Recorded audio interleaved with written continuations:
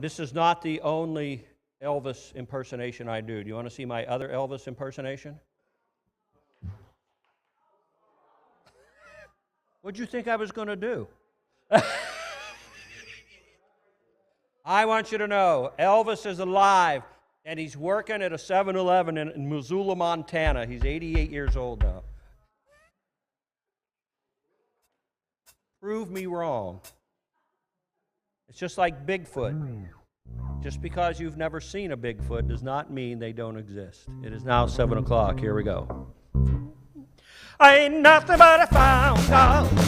Took quite a long time. Went knocking and I found God. In spite of all my crimes. Had several habits, but my faith was genuine. Well, he said to me that I'd pass from death right unto life. Yeah, he said to me that I'd pass from death right unto life. Verse 24, I read it in St. John chapter 5. I ain't nothing but a found God. Christ is bona fide. Came knocking and I found God. Said, Christ, come inside. I repented of my habits and I waved those sins goodbye. You ain't nothing till you find God. Do it while there's still time. Keep seeking till you find God. Don't let the devil keep you blind. It's in Matthew 7:7, if you seek, you will find. It's in Matthew 7:7, if you seek, you will find. All right, what was the original name of that song? All right, did the graphics behind the words help you? Exactly what breed of Basset is that over here? Basset experts? Oh, okay. There we go. If anybody knows, they know, okay? I get on my knees, say a little prayer. I tell God all that I need, that I love Him so, down on my knees and say a prayer. Don't want to be ungrateful, 'cause that just isn't me. Don't want to take for granted all that God does for me. So get on your knees, say a little prayer.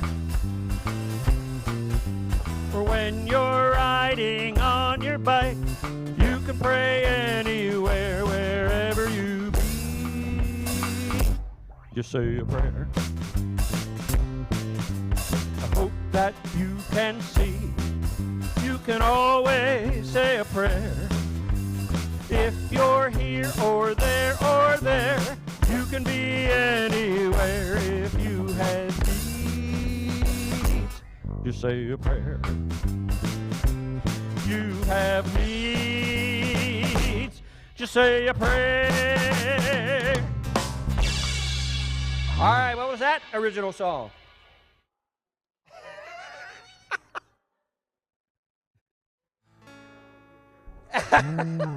I don't know. I can't see that screen. I don't know what they're doing over there. What was up there? Oh, a teddy bear. Okay. All right. What breed of teddy bear was that?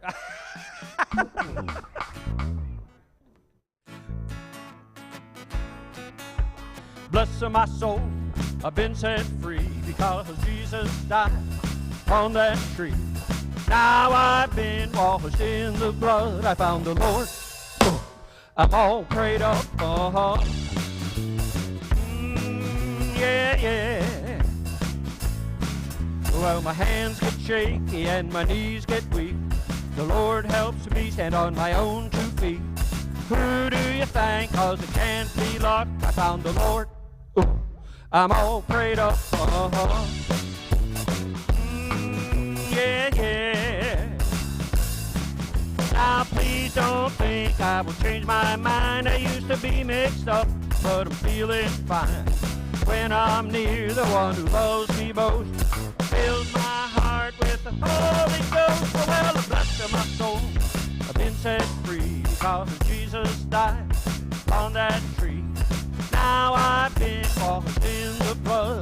the Lord.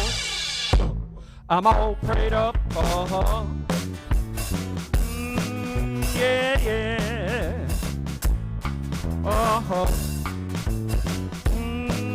Yeah, yeah. I'm all prayed up. What song was that? All right, very good. We're going to pray. I'm going to ask you to stand up for a sec, if you would.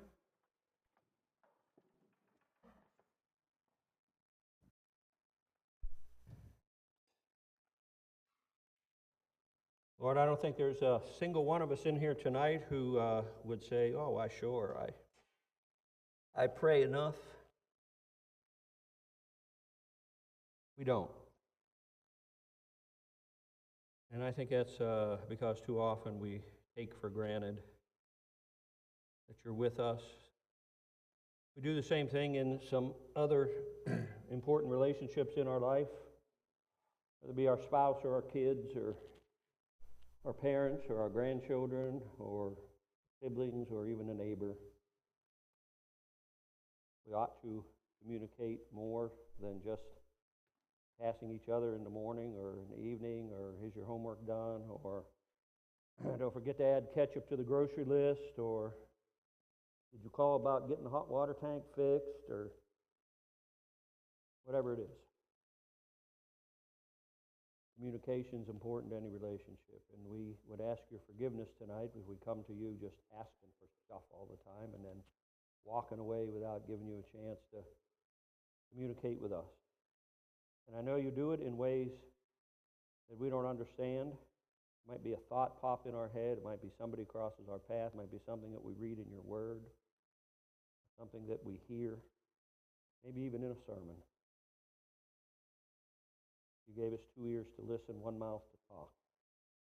Remind us of that.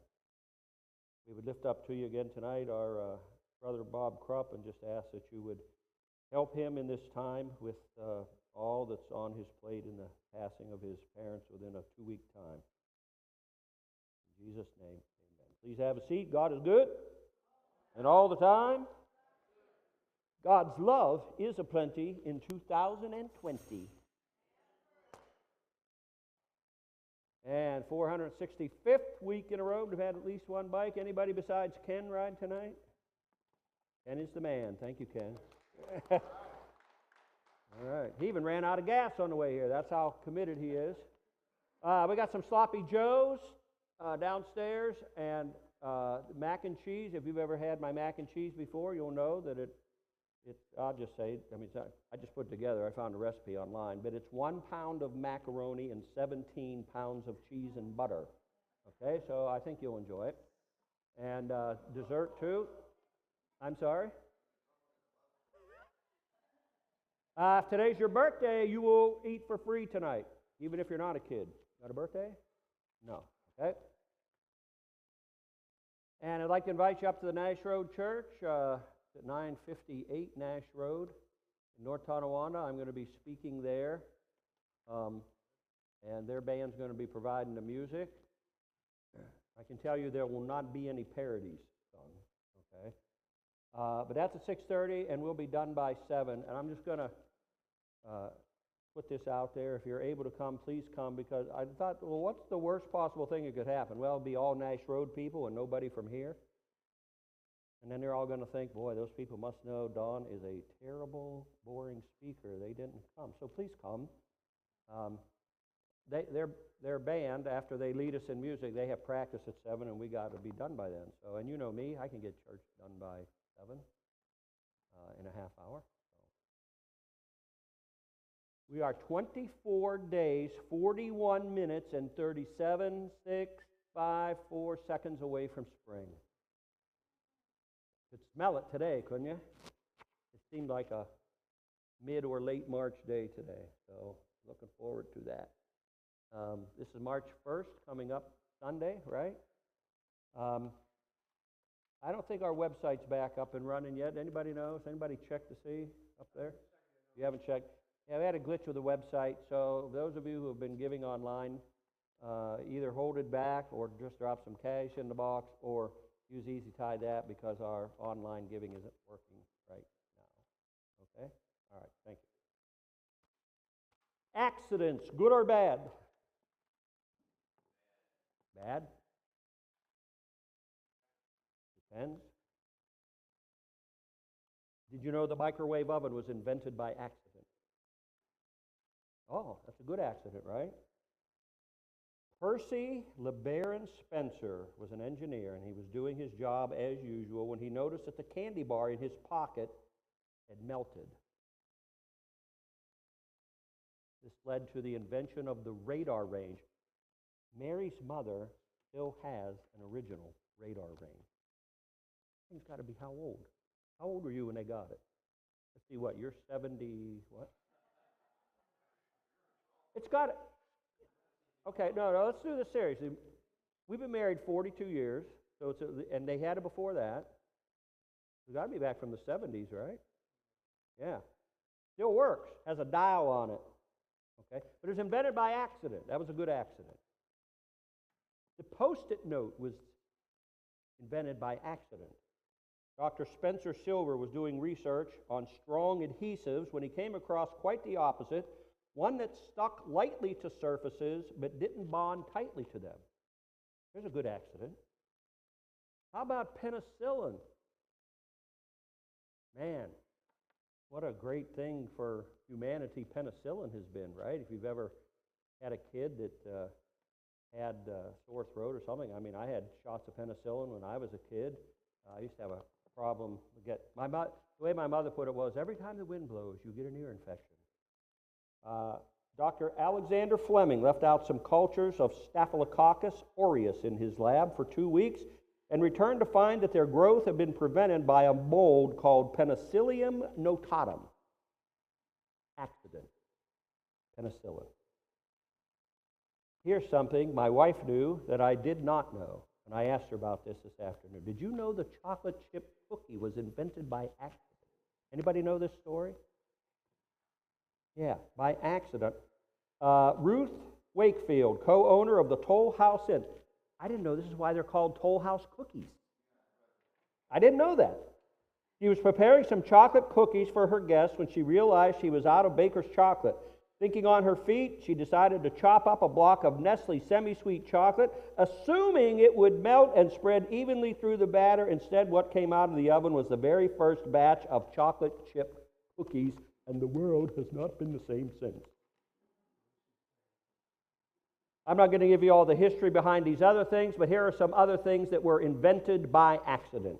The X-ray machine, super glue, the implantable pacemaker, potato chips, Teflon, popsicles, matches, all invented by accident.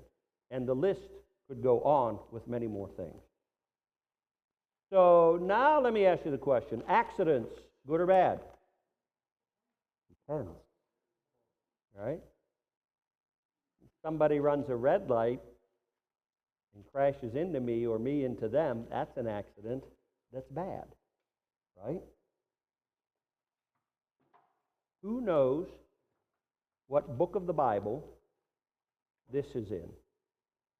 Everything happens for a reason. Where's that in Scripture? I'll wait. From the back we hear, it's not, and that is the correct answer. But many people think it is, or the idea that everything happens for a reason is in the Bible. It's not in the Bible, but we use it to explain why bad things happen. It could be something trivial, it could be something coincidental, or it could be a major tragedy. And when we say that, what do we mean? What are we trying to say? Well, we're trying to say that there are no real accidents, right? That God is somehow manipulating things in our life. And so, because He's in charge and He's moving things around, then there's a reason that it happens. It gives us a sense of comfort. Maybe numbs the pain. Maybe it helps us to find meaning in difficult situations. But I want to tell you what I think it really does. It gives us a mistaken understanding of God and who He is. I do not believe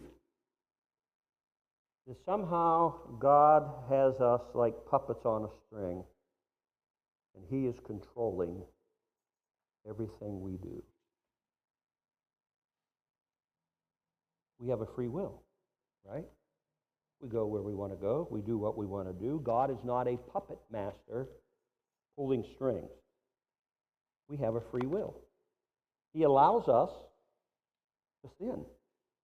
He allows us to do things that break His heart and or make Him angry. It's a great gift to have free will. Facebook meme. Everything happens for a reason. And then underneath, sometimes that reason is you made the stupidest decision of your life. Right? A lot of our pain, a lot of our tragedy that comes into our life can be attributed to things that we do. We're not puppets. We can choose to follow God. We can choose to love Him. We can choose to care about what He thinks or not. But the free will that we have also brings consequences, right? If I do something, then this will happen, and this will happen, okay? In Romans 8:28, it says this: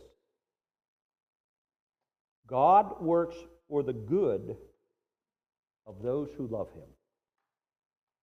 Another version, I think it's King James, says, all things work together for good for those who love Him. Now, you know, if you tear that apart, all things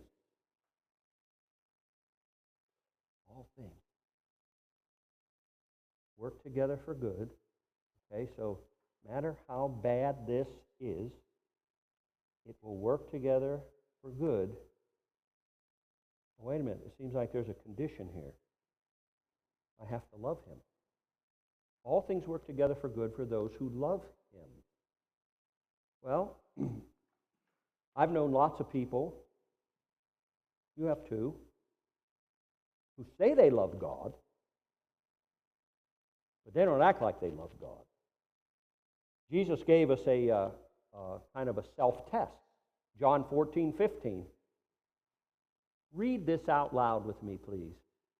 If you love me, keep my commands. So I had a logic class when I was in college. Logic. Whole semester on logic. You can take this and logically turn it around so that it says, if you don't keep my commands, you do not love me. One is contingent upon the other. If you love God, this is Jesus talking. Jesus says, if you love me, keep my commands. Give me some commands that you can think of off the top of your head that are in the Bible.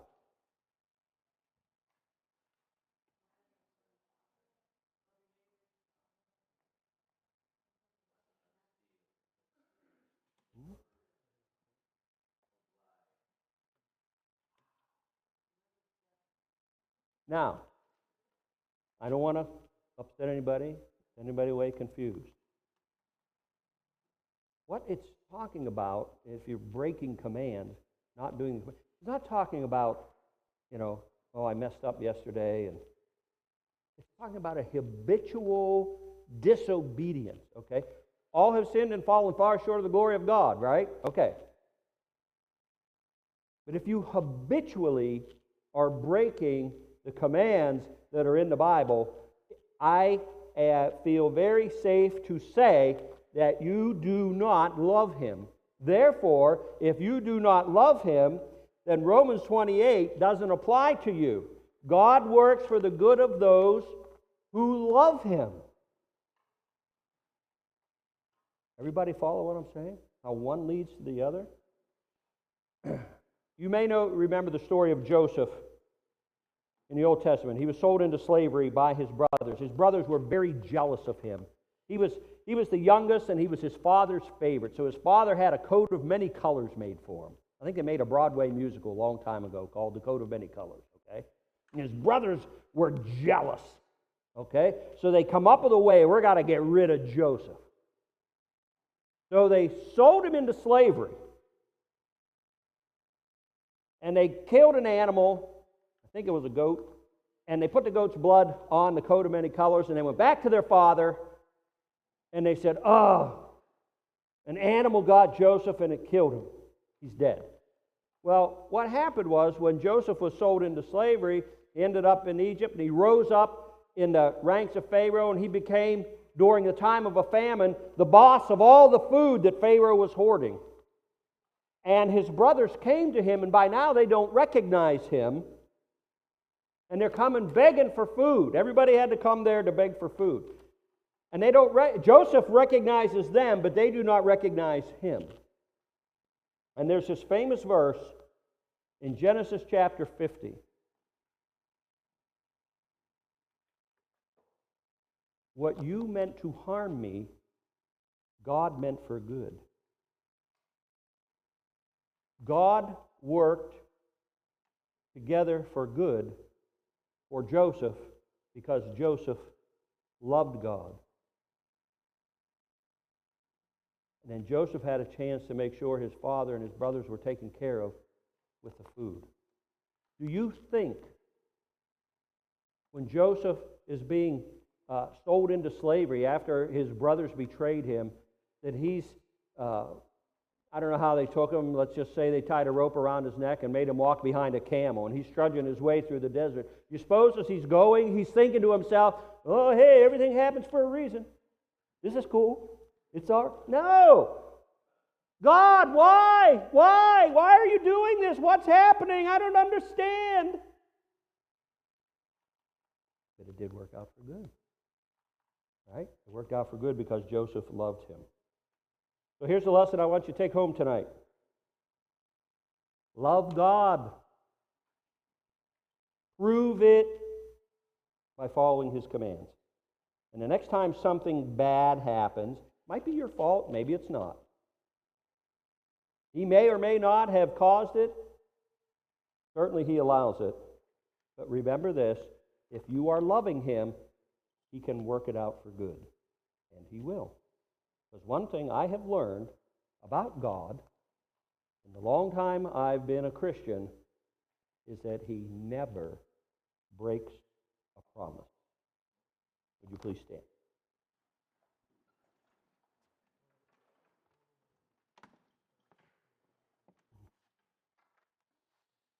God, to me, this is pretty simple, and I've done the best I can to explain and have it make sense.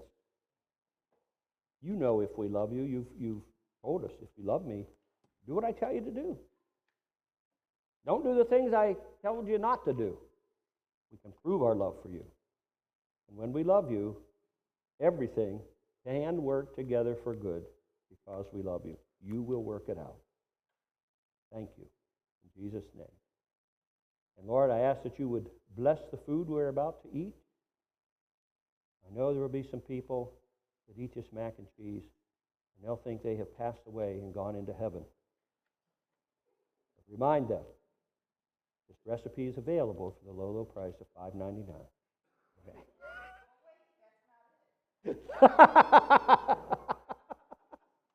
All right, folks, let's go downstairs.